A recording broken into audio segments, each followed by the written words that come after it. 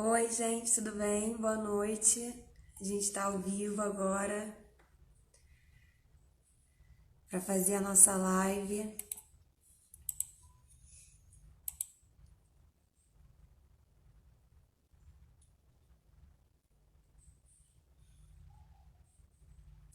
Vamos, vamos só esperar o nosso convidado entrar para que a gente possa convidá-lo para entrar aqui na conversa com a gente poder debater esse assunto. O tema da live é Orgulho e Cidadania LGBTI, Avanços e Desafios. É sobre isso que a gente vai estar falando essa noite.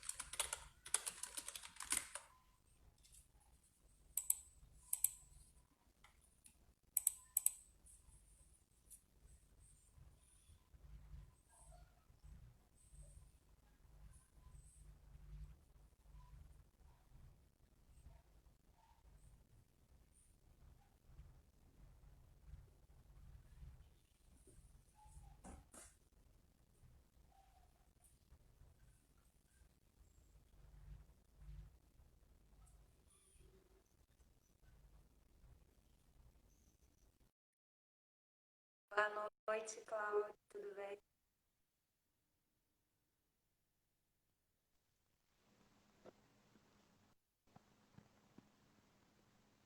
Olá, Cláudio, boa noite, tudo bem? Você me escuta bem, querido? Escuto sim. É um prazer estar podendo falar com você essa noite.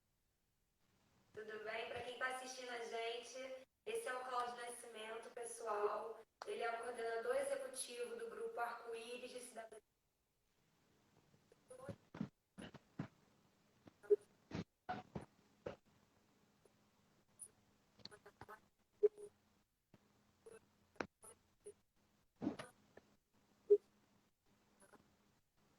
Cláudio, boa noite, querido. Eu queria começar perguntando para você em que momento você começou a se relacionar com a causa LGBT+, e o que que te impulsionou? Tá cortando o som. Ah, tá picotando? Melhorou agora? Melhorou. Então, eu queria saber de você o que que te fez se relacionar diretamente com a causa LGBT+, e o que que te impulsionou nesse caminho. Ok. Olha, obrigado pelo convite, estar aqui com vocês da UERJ, da Da parte cultural.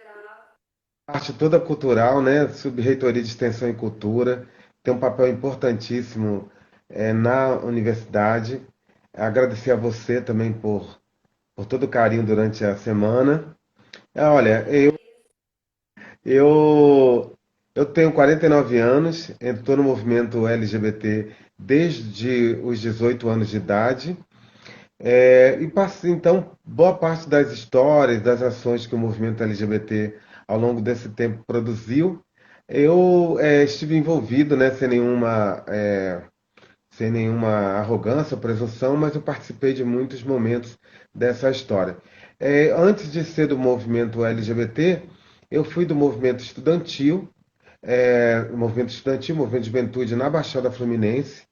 Isso começou, esse trabalho meu, no, ainda aos 13 para 14 anos de idade, já estava no movimento social. Apesar de ser uma família muito, de vir de uma família muito pobre, com poucos recursos, é, inclusive com muitos irmãos, eu vim do Nordeste para o Rio de Janeiro com 5 anos de idade e com 13 irmãos que vieram todos da Bahia, de Itabuna, para o Rio de Janeiro tentar, né, a melhorar a vida e tal, naquele sonho do êxodo rural. Então, toda essa questão já de uma crítica social já tinha já na família. Por mais que assim, minha mãe é analfabeta, meu pai também é analfabeto, ela sempre dizia que a educação tinha que ser vista como a única possibilidade de libertação da gente, dos indivíduos, dos familiares. Então ela sempre valorizou muito essa questão da escola, do estudo. Então ela sempre cobrava muito de mim, dos irmãos, né? E aí eu fui também me envolvendo com outras causas sociais. Aos 13 eu comecei a me movimentar com relação ao próprio bairro onde eu morava, porque tinha muito valão com esgoto, né? Então tinha enchente, lixos nos valões e tal, e eu via aquelas pessoas tudo sentado em botequim, tomando cachaça, bebendo e tal, e eu disse, não, a gente tem que movimentar essas pessoas, tem que fazer alguma coisa. Então já desde muito cedo eu tinha esse despertar, eu tinha me despertado para essa perspectiva de que só podia ter alguma mudança, claro, com um despertar individual, mas com uma organização coletiva. Então sempre foi assim. Então, assim, com 13 anos já fazia mutirão para limpeza de valão, grupos de assistência para as pessoas que precisavam de ajuda, né? Porque eu venho de uma história também que eu passei muita dificuldade, cheguei a passar fome em alguns momentos por conta das próprias dificuldades da família ao chegar, né? Então ter muitas dificuldades. E então aí com o movimento de 13 para 14 entre o movimento de juventude, é, logo depois movimento estudantil e movimento negro também, fico transitando nesses espaços que foi uma grande escola para minha formação política e cultural ao longo da vida. E aos 18 anos eu me descubro gay quando eu tenho um beijo roubado de outro estudante num congresso nacional de estudantes. E ele disse, se você é tão Aí ele disse, se você é tão revolucionário assim, me dá um beijo aqui. E eu disse, aí eu disse, que isso, cara, não tem nada a ver, eu defendo a liberdade de todo mundo e tal. Não rola. Até porque eu não sentia atração por meninos até então. Eu, por exemplo, namorei meninas desde os meus 13 para 14 anos, até os 18 anos, eu era bem danadinho, assim, né? Eu tinha namorado e tal, não sei o quê. Então, eu não tinha nenhum despertar, assim, para a questão da minha homossexualidade. Em nenhum momento isso foi uma questão para mim. E aí, mas também não era também uma questão homofóbica e nem moralista, porque a educação que eu tive nos movimentos sociais foi a educação libertadora. Então, com isso também, desde meus 12 para 13 anos, eu aprendi que era importante valorizar, né, as diferenças, reconhecer as pessoas na sua história de vida, nos seus sentimentos. Então, isso não era uma questão para mim. Mas aí ele me roubou, em dado momento, ele me roubou esse beijo de surpresa, e esse beijo me acompanhou até a minha volta do Rio de Janeiro. E ficou a textura, o calor da boca, tudo. E aí, na primeira semana, em nenhum momento eu rejeitei essa possibilidade. O que aconteceu foi que depois, eu olhando e tal, e lembrando dos beijos que eu já tinha dado antes, eu falei assim, caramba, não tem nenhum beijo antes disso que tenha mexido tanto com minha cabeça como com esse beijo. E dali então eu percebi que eu gostava de pessoas do mesmo sexo. Então, uma semana depois eu já, cara, você é gay, reconhece a sua sexualidade, não seja mais um que se reprime, eu mesmo conversando comigo. Até que eu então assumi para mim e depois eu procurei tratar disso na família e não foi muito legal. E eu tive que sair de casa e tocar minha vida. Passei por muitos perrengues aos 18 anos, vivi de casa em casa, ou de casa em praça, ou de praça em praça. Passei quase um ano da minha vida morando de favor na casa de uma ou de outra pessoa. E quando não tinha mais como ficar, eu dormia em vários lugares, Madureira, eu sou de Nova Iguaçu, né? Então, eu dormi em praças de Nova Iguaçu, praças da Central do Brasil, Cinelândia, e eu digo sempre que eu agradeço muito, a mesma uma pessoa que me deu só um dia de dormida na casa dela. Tem gente que já me encontra hoje se sentindo culpada, porque naquele período um ou outro pediu para eu ir embora, ou falou com o filho, e eu, antes de falarem para mim, eu mesmo peguei minha mochila e fui embora. Então, recentemente encontrei uma pessoa no Saara, andando pela rua, lá, foi no ano passado, e a pessoa me abraçou tão forte por trás, eu fiquei com medo, né, num tempo de tanto de ódio, né, tanta violência, fiquei com medo, e aí depois eu consegui me desvencilhar, e a pessoa disse, me desculpa, Cláudio. E aí eu reconheci e disse, não, você não precisa pedir desculpas. Os 2 dias e as 2 noites que eu dormi na sua casa, pode ser que salvou minha vida. Porque eu lembro sempre dos meninos da Candelária que foram assassinados. Então, eu poderia ter sido um menino da Candelária. Eu poderia ter sido assassinado em alguma praça do Rio de Janeiro. Então, eu sou uma pessoa que tem uma coisa comigo de não ter mágoa e nem rancor de nada, né? Então, eu agradeço muito essas pessoas. Então, foi assim que se deu no início. E aí eu já estava no movimento estudantil, no movimento social. E quando eu tomo consciência da minha sexualidade, né, eu entendi que então era o momento de investir o que eu aprendi no movimento estudantil, no movimento de juventude, no movimento social LGBTI. Então, com 18 anos e 3, 4 meses, eu já embarquei na luta homossexual, libertária do movimento LGBT. Mas antes disso, foi muito legal lembrar disso, que eu logo que depois eu assumi a minha identidade, mesmo passando essas dificuldades com a família, eu arranjei um namoradinho, né? Então a gente sempre ia se encontrar numa praça em Nova Iguaçu chamada Praça da Liberdade, que é a praça central. E antes dele chegar, eu recebi de um militante muito histórico de Nova Iguaçu e do movimento nacional, Eugênio Biapino, um boletim mimeografado. Olha, naquela época ainda era mimeografado, mimeógrafo, feito, né, no álcool, no estêncil. Um boletim mimeografado com as figuras manuscritas, uns desenhos assim rústicos, tentando imitar as imagens gregas, né? Que era o boletim do movimento LGBT de Nova Iguaçu, na época movimento homossexual. E eu peguei aquele boletim, olhei e falei assim, não, eu não posso mais ficar no movimento estudantil, adoro o pessoal todo do movimento estudantil, mas eu também tenho que dar minha contribuição nesse movimento. E foi assim que eu entrei no movimento LGBT, através de um boletim que eu li, e eu já estava no movimento social e me despertei que era a hora, então, de entrar no movimento LGBT. Comecei em Nova Iguaçu.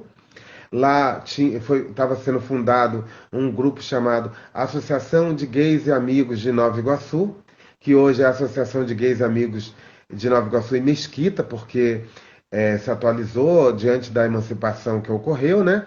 E logo depois eu fiquei de 89, de 88 para 89 até 90 nesse grupo. E depois, junto com o Eugênio Biapino, fundei com ele outro grupo na Baixada, chamado Grupo 28 de Junho, que era também uma homenagem ao Dia do Orgulho LGBT, né? E eu fundei com ele. Então foi assim que começou. Isso então, se a gente pensar, há quase 32 anos atrás. Nossa, que história longa você tem pelo caminho então, hein, Cláudio? Eu queria então continuar te perguntando o seguinte, Cláudio. Em relação a esses conservadores, aos intolerantes, aos discursos de ódio, de liberdade de expressão. Eu não ouvi direito. Você pode repetir? Bota o microfone mais. Tá longe, né? Eu queria saber a sua opinião sobre os conservadores, os intolerantes religiosos, que ficam justificando os discursos. Sumiu a sua voz. Sumiu completamente? Só um minuto. Só foi. Vê se tô agora. Melhorou. Excelente. Então, vamos assim, acho que vai ser melhor. Vou repetir a pergunta então para você, querido. Desculpa os problemas técnicos. Sobre esses conservadores, os intolerantes religiosos, que ficam propagando discurso de ódio e justifica com o argumento de eu estou usando da minha liberdade de expressão. O que você gostaria de falar sobre isso? É muito importante o que você levantou. Primeiro, há uma confusão no Brasil da ideia de liberdade e de democracia que precisa ser realmente esclarecida. Liberdade de opinião não se confunde com incitação à violência, com calúnia e difamação, com discurso de ódio e de apologia à violência. Isso a gente não pode aceitar. Há uma tentativa de setores hoje conservadores da direita, da extrema-direita, que tenta dizer que isso é liberdade de expressão. E liberdade de expressão não é isso. Liberdade de expressão está ancorada na Constituição, bem clara, o direito de opinar, o direito de se expressar, né, que cada ser humano no Brasil pode dizer sua opinião, desde que respeite também o direito à intimidade, o direito à dignidade, né, os direitos humanos, né, aos direitos de todas as pessoas. Não podemos, a pretexto do direito de ter o direito de liberdade, negar outros direitos. O direito de liberdade de opinião e de expressão, ele só pode ocorrer se for também combinado com os outros direitos previstos para proteger a dignidade da pessoa humana. Então, isso é uma questão muito importante. E aí o que a gente vê, por exemplo, setores, inclusive, de fundamentalistas religiosos, de fascistas no Brasil hoje, que estão saindo do armário, que já existiam, mas estão se sentindo mais encorajados a fazer, de argumentar que eles têm o direito de dar a opinião deles, têm direito de fazer culto à ditadura, direito a fazer culto a torturadores, direito a fazer culto a posturas de perseguição à comunidade LGBTI, às mulheres, à comunidade negra. Não. Isso não é direito e tudo que Exato. a gente perceber e acompanhar de discurso de ódio, temos que repudiar completamente e buscar denunciar todo tipo de ação envolvendo esses discursos. A outra questão também é a questão da fake news, né? Porque muita gente acha que também pode produzir qualquer conteúdo e sair distribuindo, destruindo biografias, fazendo calúnia e difamação. Isso também não é liberdade de opinião, não é liberdade de expressão. Isso está ancorado também na Constituição, o direito da pessoa. Então, assim, hoje a tentativa deles criarem alguma forma de legitimação da fake news produz um site falso, coloca em algum lugar Um absurdo qualquer. isso, absurdo qualquer, distribui no WhatsApp e a pessoa então arranja os robôs para primeiro mecanizar, automatizar a distribuição, depois ele vira orgânico porque algumas pessoas que concordam com aquelas opiniões entram na história também e aí linka a informação no WhatsApp e cai dentro de um site. Aí ela acha que é algo extremamente legítimo e que tem uma fonte É. segura. Não tem fonte segura. Essas fontes não são seguras. Então é muito importante, antes de qualquer divulgação, tem muitas mentiras contra a comunidade LGBT, contra a comunidade Muito. negra, muitas mentiras. Então é necessário que a gente atue de forma muito contundente contra essas fake news e contra o discurso de ódio, que não é liberdade de expressão. E dentro disso, isso me traz até uma pergunta que eu queria te fazer. Sobre essas fake news, sobre esse tanto de mentira que existe, né, sobre a comunidade LGBT, e eu não consigo não pensar na religiosidade cristã no Brasil, quando eu penso também no retrocesso na luta LGBT+. E eu gostaria de saber a sua opinião sobre isso. Existe algo que te desperta, alguma coisa que você pensa nos últimos anos que essa influência da religiosidade cristã no Brasil tenha gerado um retrocesso grande na causa LGBT? Olha, em primeiro lugar, o fascismo e o fundamentalismo religioso no Brasil se conectam e andam de mãos dadas, infelizmente. Então, não podemos falar hoje só de um fundamentalismo religioso a partir de uma radicalização de doutrinas Sim. cristãs. Estamos falando também de agora uma junção de setores fascistas com setores religiosos e com setores de extrema-direita que se juntou no Brasil para ser uma frente de atuação contra os direitos humanos, contra os avanços sociais que a gente acumulou nas últimas décadas. Então, isso é um momento muito grave. E posso te dar alguns exemplos. No Congresso Nacional, a gente tem os setores de religiosos, que são deputados ou senadores, que tentam impor uma agenda religiosa no Congresso, impedir que projetos de leis voltados para a defesa dos direitos das mulheres, dos direitos homossexuais, da própria comunidade negra, do reconhecimento da cultura afro-brasileira, a gente vê uma mobilização para impedir que esses projetos avancem nos debates das comissões temáticas e no próprio plenário do Congresso Nacional. Nos últimos 20 anos, vem trabalhando para aprovar projetos de leis no Congresso para a criminalização da LGBTI-fobia, né, que é a prática de ódio, de violência contra a comunidade LGBTI.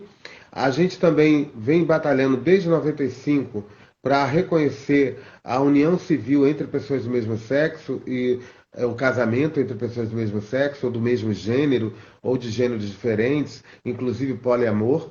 E a gente vê toda uma agenda desse grupo trabalhando para fazer manobras regimentais, chantagens políticas com os governos da hora, para impedir que a pauta avance.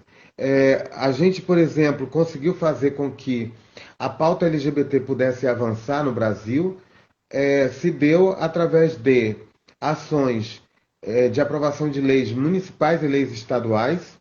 Hoje são mais de 130 municípios no Brasil que têm leis que proíbem a discriminação em razão da orientação sexual e identidade de gênero, e tem mais outras tantas leis para reconhecimento de datas, de calendários importantes da comunidade, ou para o nome social de pessoas trans e por aí vai.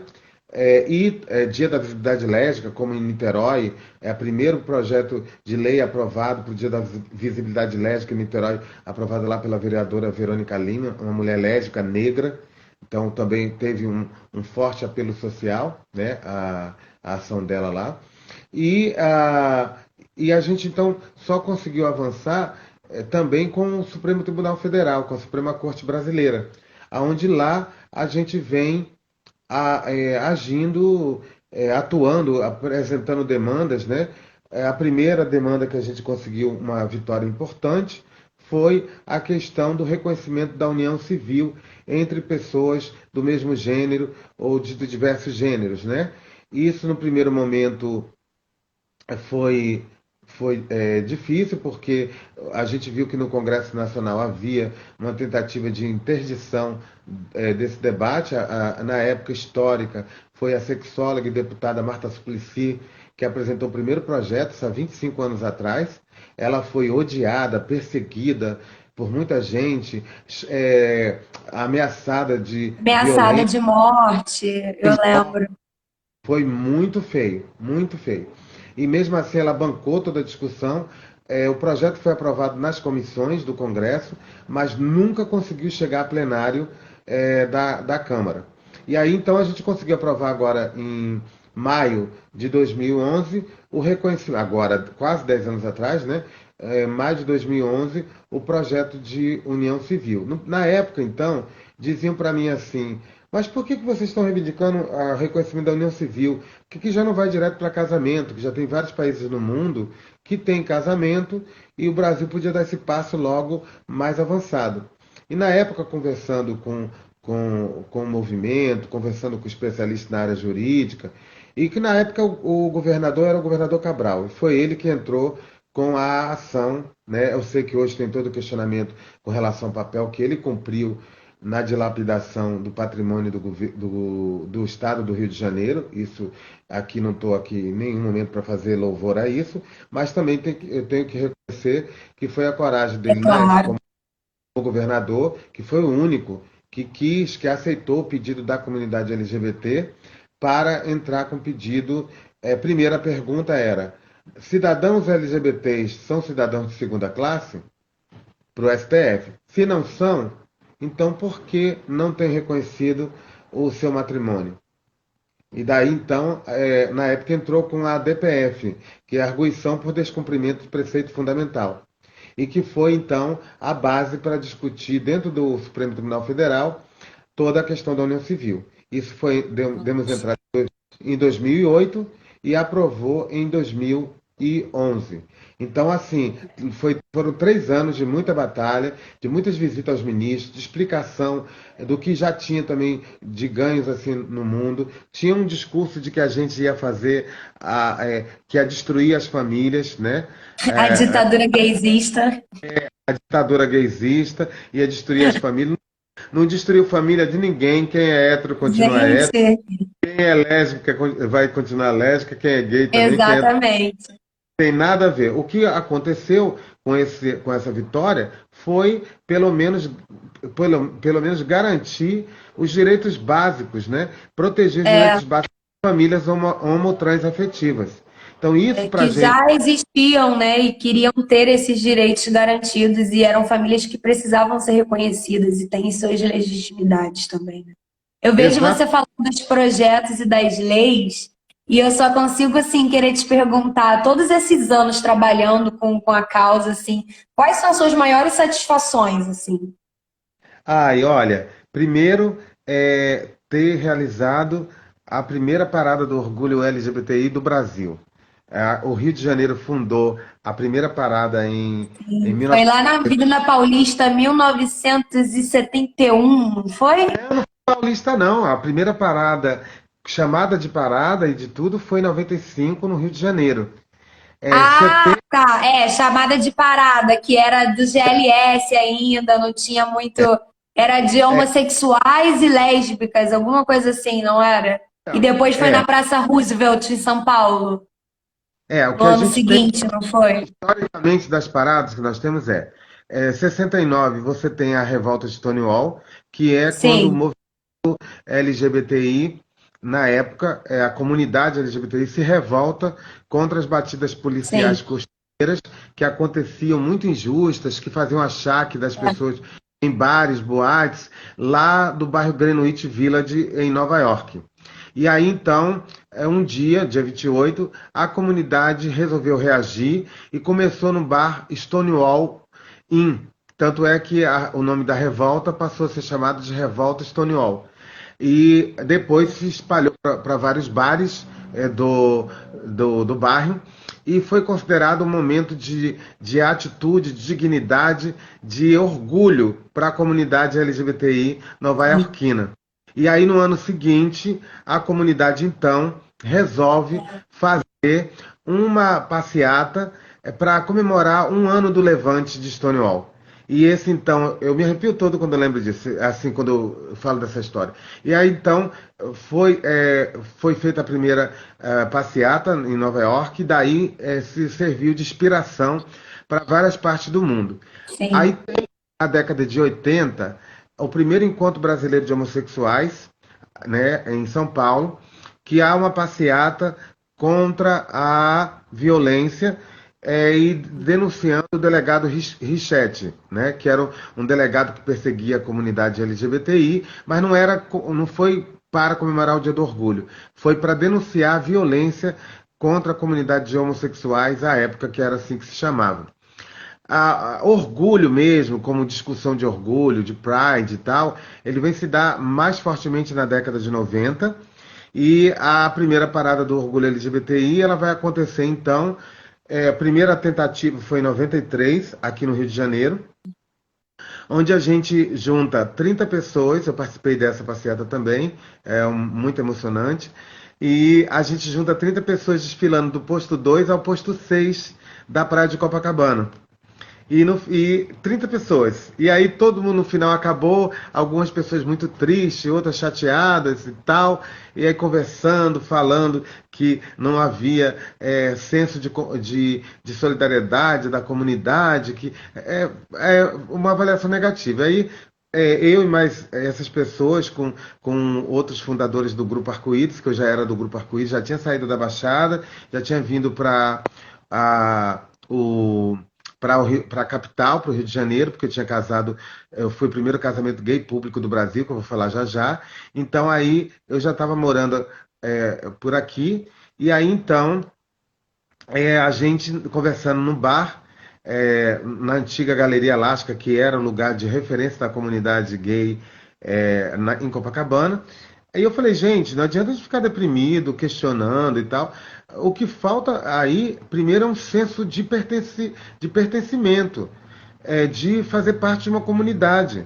A gente vai primeiro precisar trabalhar uma ideia de todo mundo se ver como parte de uma comunidade. E para isso a gente precisa produzir muitas ações culturais. É por isso que eu estou dizendo que é muito importante essa área cultural da UERJ, né? Porque na Sim. cultura a gente constrói vínculos, constrói sentido de pertinência, sentido de Quebra estar junto. barreira, sensibilidade. Eu acho é muito uma frase que eu gosto que a Elaine usa, que ela gosta de dizer que não é conscientizar, é sensibilizar o outro ser humano para que você gere uma empatia nele. E eu acho isso sensacional. Porque conscientizar parte de uma ideia de que você tem algo para dar, já tem a sua É, verdade, e passa para o outro essa verdade e o outro tem que assimilar o seu conteúdo.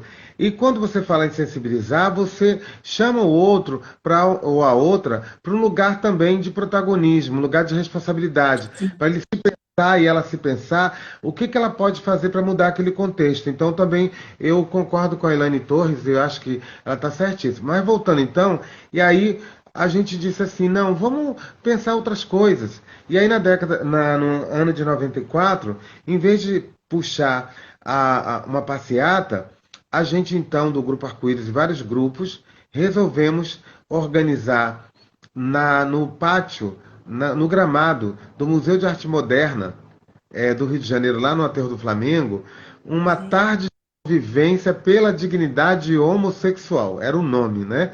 Imenso, né? E aí nesse momento, era um domingo, era para o quê?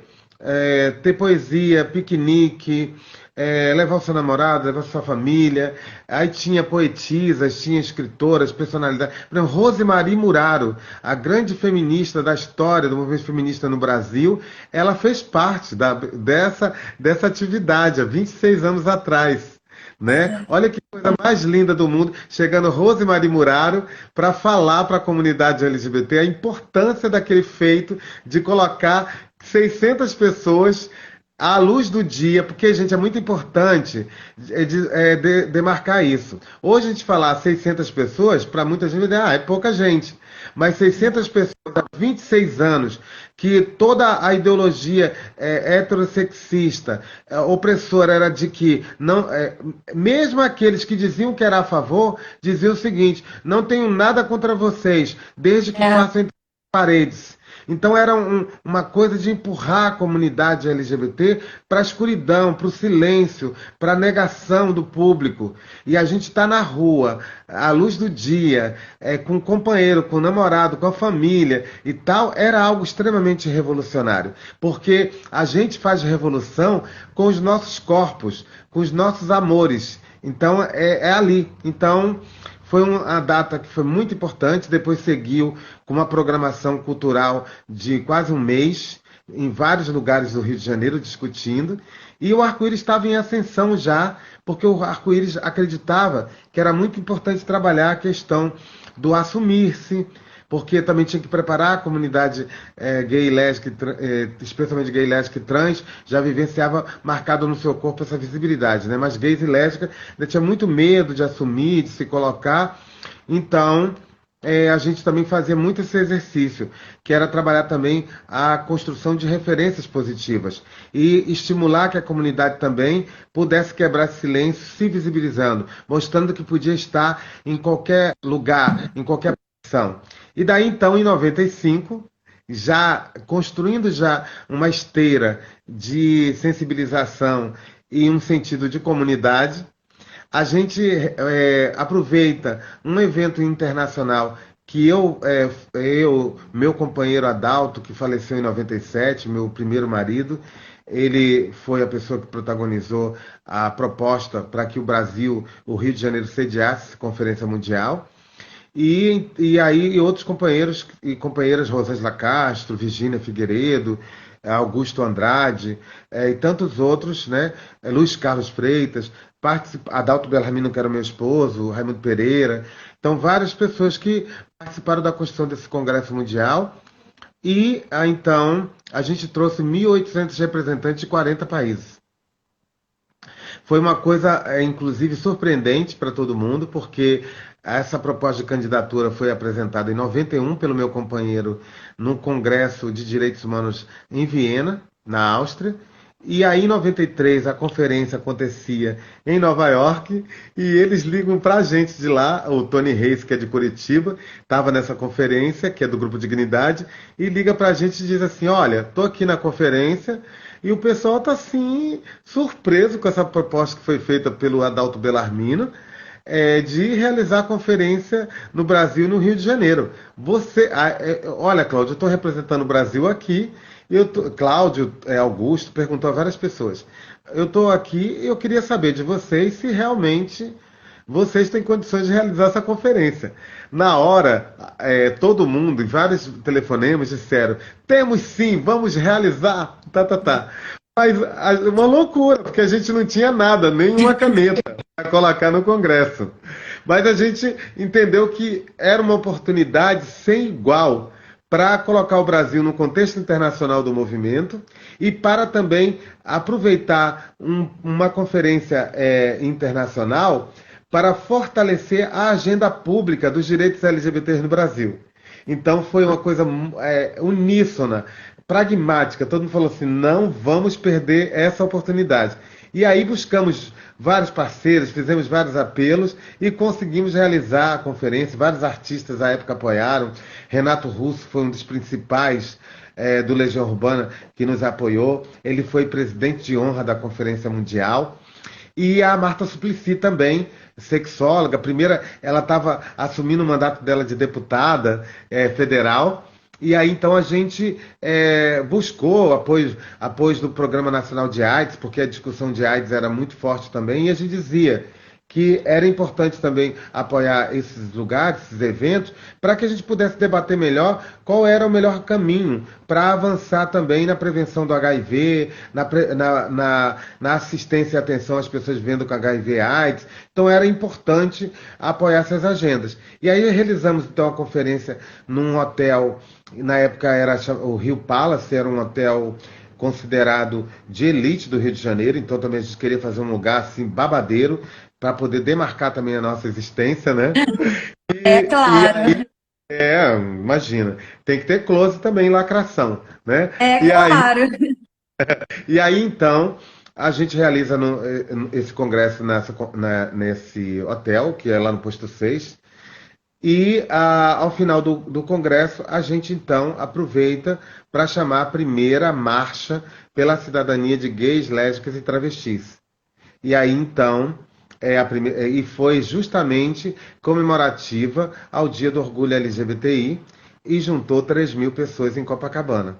E o legal disso também que eu queria contar é que ao longo do processo de organização, que foi um mês e meio para realizar esse evento, a gente conversava muito nas oficinas de sexo e sexualidade do grupo e tal, e muitas lésbicas e gays argumentavam que tinham medo de ir porque poderia alguém do trabalho ver, ou sair em algum jornal, ou a família, e então eles sofreram discriminação.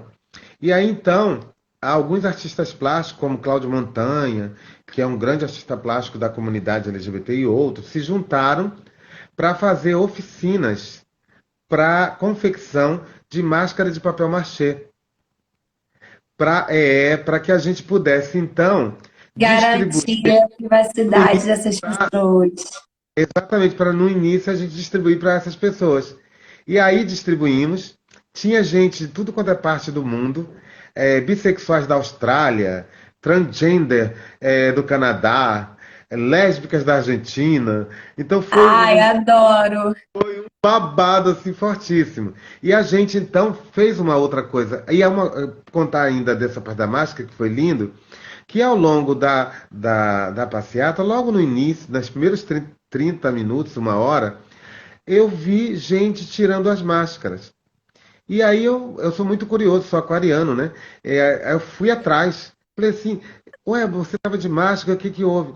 Ai, Cláudio, é tão digno esse evento, eu estou me sentindo tão feliz de estar aqui. Ah, não, não vou usar máscara, eu estou muito feliz de fazer parte disso.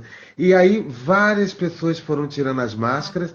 Era justamente o que a gente queria, que é a visibilidade, comemorar, celebrar o orgulho. Então, tinha um caráter político muito forte aquela atitude, né?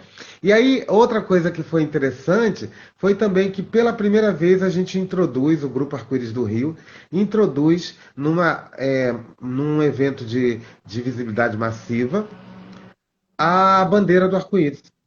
Então a gente, já vendo lá a parada de Nova York, com uma grande bandeira que as pessoas tremulavam, seguravam ao longo do desfile, a gente é, pensou em fazer. Só que a gente falou assim, tem que ter um diferencial. Não vai ser só uma bandeira, tem que ser um diferencial. Aí a gente fez a maior bandeira do mundo, tá? Adoro! Com 124 metros por 10 de largura. Então, Se é assim, para fazer, não é mesmo? se é para fazer, se é para abalar, vamos abalar Paris em chamas. E aí, então, a gente. E foi muito legal porque foi uma senhorinha que era amiga do presidente do Arco-Íris, Augusto Andrade, e do Luiz Carlos, que era o vice. Fez essa bandeira na casa dela, uma casa pequenininha em Botafogo, que ela tinha que esticar o pano todo na rua para ela ir costurando. E as pessoas queriam saber que bandeira era aquela, que bafona era aquela. Sensacional. E aí, quando a gente põe aquela bandeira na parada, foi algo muito emocionante. Muita gente chorando, querendo segurar a bandeira, porque essa bandeira, para ela ser usada na parada, ela precisa de pelo menos 2.000 pessoas. Na época foram menos pessoas que seguraram. Hoje a gente pede 2.000 pessoas. Na época seguraram em torno de 1.000 pessoas a bandeira. Foi a coisa mais linda do mundo. E então introduzimos também a bandeira do arco-íris, que hoje é um símbolo totalmente massificado no Brasil, né? Ele é um símbolo que representa a unidade na diversidade. Ou seja, que você vê cores tão diferentes, mas que é possível buscar uma harmonia nessas cores. A bandeira fica linda. Então é possível a gente construir igualdade nas diferenças, construir respeito nas diferenças. Então essa é a mensagem central, a unidade na diversidade, unidade na ação. E aí tem um outro símbolo que é anterior, mas que nesse momento também de aumento, né, do discurso do ódio, da atmosfera de posturas fascistas no Brasil, que é o símbolo do Triângulo Rosa e do Triângulo Preto, que representa também toda a luta das pessoas LGBTs perseguidas durante a Segunda Guerra Mundial, né, com a ascensão da Alemanha nazista. Então, que marca expressões como nunca esquecer, ficar na memória, para nunca esquecer também. Então, coisas desse tipo que é preciso a gente voltar a trazer esse símbolo no momento que a gente está vivenciando, para que também a gente denuncie todo o discurso de ódio e tentativa de impor à comunidade LGBT uma estratégia de perseguição e de violência. Isso a gente não vai mais permitir. Então, assim, você me perguntou um pouco dessas passeatas e tal, então nasceu assim. A parada, então, depois vai surgir a Parada de São Paulo em 2000, em 97, 3 anos depois. Então, a primeira Sim. parada do Brasil é do Rio de Janeiro. Hoje são mais de 300 cidades brasileiras que realizam paradas. A Parada de São Paulo é a maior parada LGBTI do mundo e a Parada do Orgulho LGBTI do Rio de Janeiro é a segunda maior do Brasil, com 1.200.000 pessoas todos os anos. Se a gente for analisar proporcionalmente, a Parada de São Paulo e a Parada do Rio, elas estariam no mesmo tamanho. Porque se a gente pensar o tamanho da população do Rio de Janeiro, que é em É. torno de 15 milhões, 16 milhões, e São Paulo, 44 milhões. Então, proporcionalmente, a gente reúne também o mesmo público de pessoas. Mas é muito bom contar no Brasil com a maior parada, ter a maior parada do mundo, e hoje o Rio de Janeiro tem também, está entre as 7 maiores paradas do mundo, né? Então, e 2 grandes paradas do mundo, nesses 7, são do Brasil. Então, mostra que o Brasil tem É, uma força muito grande no movimento internacional, tem uma ascensão. Por exemplo, o país que tem o maior número de paradas do mundo é o Brasil. O país que vem também avançando em muitos direitos, mesmo que pela Suprema Corte, também o Brasil tão recentemente, mas com muita gana. Então, apesar de todo o conservadorismo, todo o discurso de ódio, a gente continua se mobilizando, continua se resistindo. organizando para avançar nossos direitos. Então, é, se querem que a gente volte para o armário, esqueçam. O armário serve para a gente colocar as nossas purpurinas, serve para a gente guardar as nossas Guardar bandeiras o do arco-íris, glitter, da guardar as movimento trans, serve para fantasias, a nossa guardar tiara de girassol. tantas coisas boas, mas não nos guardarmos enquanto pessoas. É isso. Passou o tempo da gente se guardar enquanto pessoa. Não estou te Ser ouvindo. quem nós somos é um privilégio. A gente tem que honrar esse privilégio, essa diversidade com a Eu qual não a estou gente te ouvindo. nasceu. Eu penso que ser como nós Você está com somos. fone? Não, não, tá normal. Você tá conseguindo me ouvir agora? Peraí. Melhorou pra você? Ainda não? Ainda não. Você está me ouvindo? Tô, perfeitamente. Só um Então eu vou minuto. continuar enquanto você vai resolvendo aí, tá? Tá bom, vai. Então, gente, e eu também, eu não comentei ainda, mas muita gente que está acompanhando aí, que pode ser da UERJ, não. Ainda não também. Gente, ai, tô ficando nervoso, porque aí eu vou ter que segurar a live sozinho. Não, que isso, calma. Ai, Fica agora de sim, pé. Tá me ouvindo? tô. Então, Ah, de disse que qualquer ouve os dois forma, normal. Ah, alguém falou aqui, se, a Brenda. tá todo mundo falando. O Gustavo também falou que tá ouvindo o áudio dos dois. De qualquer forma, o Instagram, às vezes, ele encerra a live automaticamente. Dá 1 hora. Caso isso aconteça, Cláudia, tá aquele deixar delimitado claro. A gente está chegando quase ao fim também, né? Então, eu quero primeiro também falar que tem muita gente aí da UERJ, né?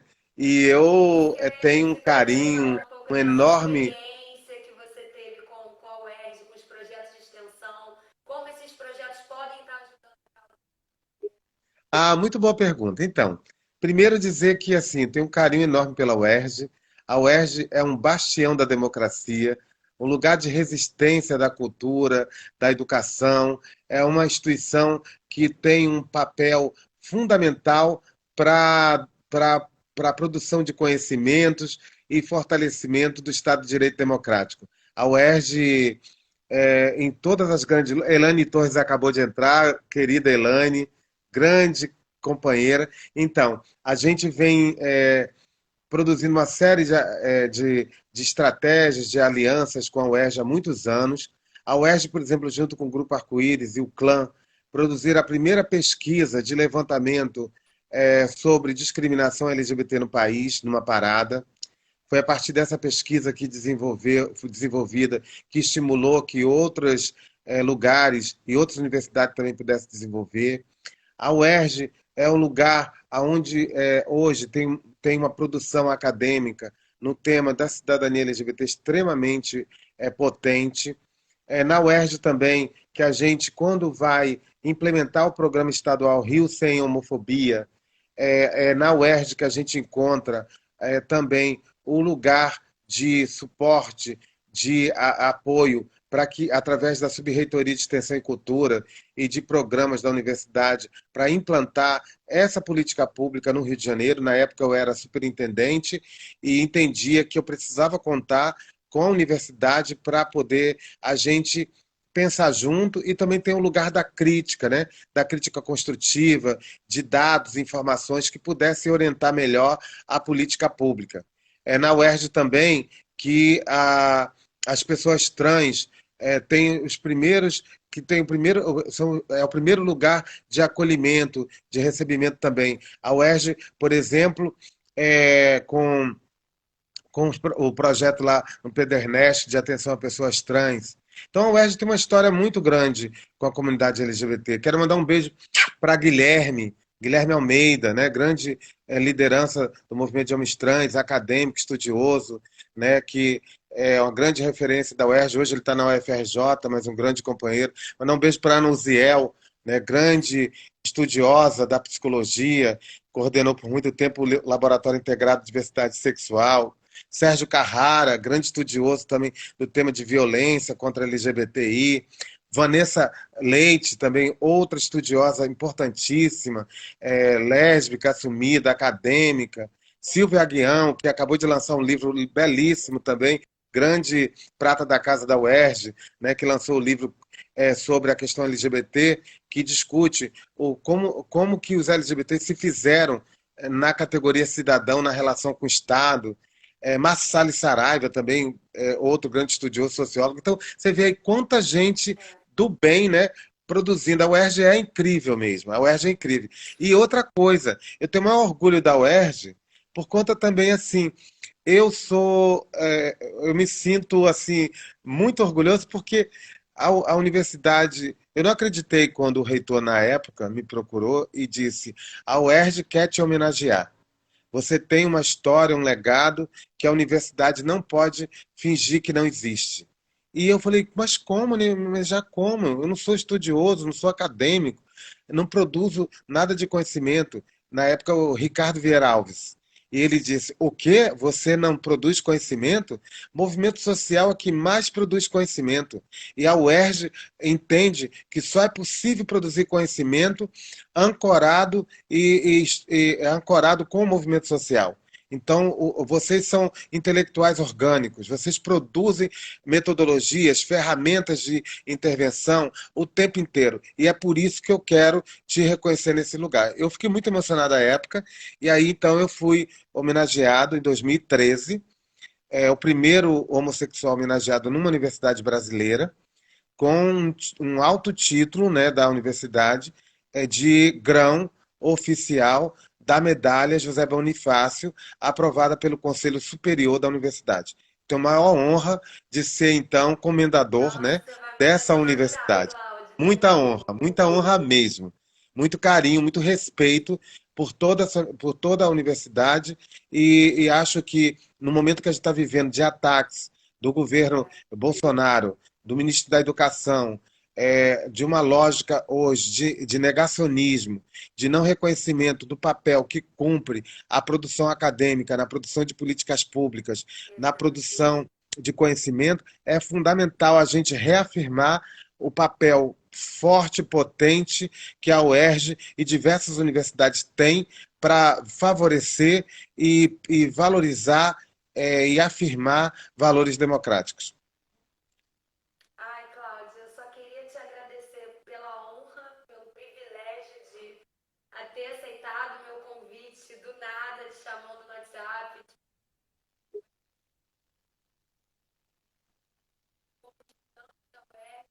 Mulher negra, como mulher negra, bissexual.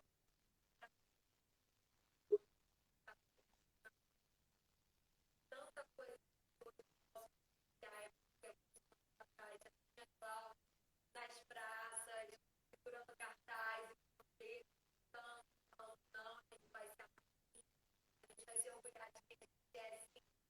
Então, assim, como que aquele dia de já vejo mais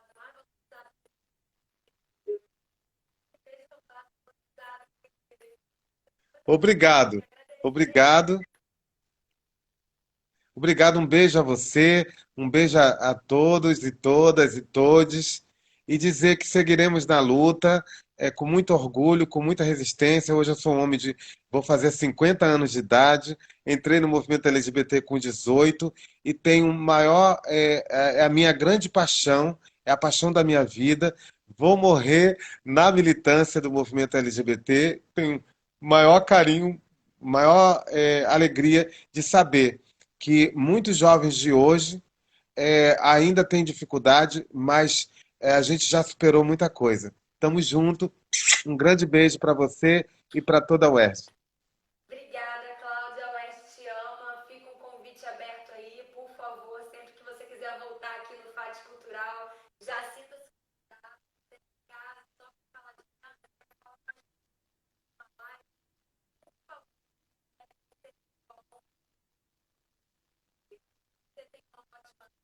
bom